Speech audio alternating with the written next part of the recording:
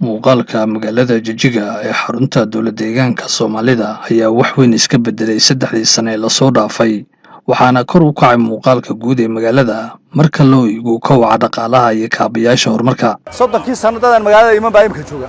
soddonkaa sano soo sheegnay dadaan imanin oon maal gashanin oon wax ka iibsanin iyo hadda maanta ka iibsanin maan dhow anu xagga aan u baxaya xagga waxaan uga baxay waddada Djibouti masala meesha la dhaabay magaalada Jijjiga maraysa.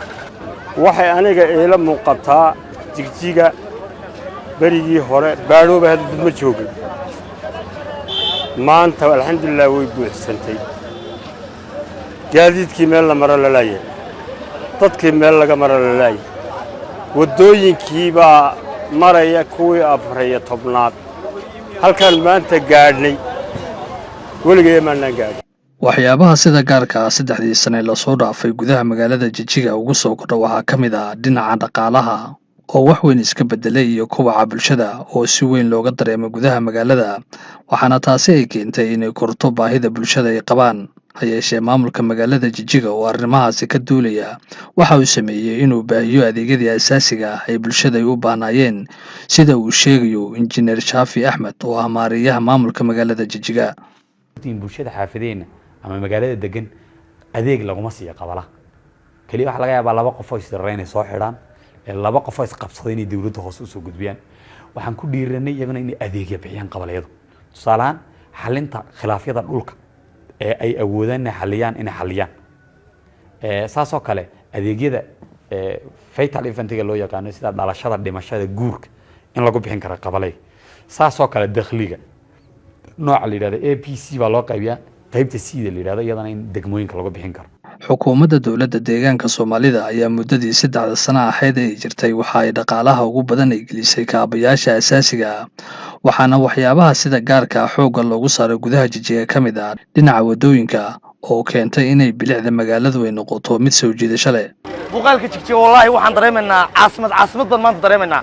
berigii hore cabsi baan dareemi jiray, cabsi wax la yiraahdo ayaan dareemi jiray. Jijjiga maanta waxaan indhaynteeda markaan saa u eego dhalinyaradi markii hore ka carartay magaalada Jijjiga ayaa kamid ahaa ganacsatada caasimada Muqdisho mar waan gaaray, Nairobi waan tagay, caasimada Arsabo waan tagay. wixii aan ku soo arkay caasimadaha ayaan maanta Jijjiga ku arkaa. waxa maskaxdeeda ku soo dhacaya caasimadihii caalamka inaan la jaan qaadano oo imika dhowrka waddo ee socda haddii la dhammaystiro waxay noqonaysaa waxaad u qaadanaysaa inaad waddan kala joogto. kilikeenu waxa kililada aan khayraadkooga loogeynba in cidda adduunyada xataa warba ka hayn marka loo eego waddooyinka laga sameeyey maashi maxaan ku dhahay waddooyinka waaweyn dhinaca naga maray la fiiq tagaya waddooyinka gobolada si tagaya deegaankeena cidba ma aqoon. Maamulka magaalada Jijjiga ayaa muddooyinkii u dambeeyay wada qorshayaal uu doonayo inuu wax kaga beddelo bilicda magaalada si tartan ay ula gasho caasimadaha kale, waxaana laga hirgeliyey dhirbeelis la doonayo in kor lagu qaado bilicda.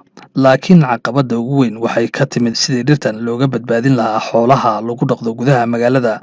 2 sano ka hor waxaan ugu yaraan 3 jeer aan la sameynay bulshada panel discussion ama dood cilmiyeedyo kuwaas oo la xiriira maareynta ama xakamaynta xoolaha magaalooyinka.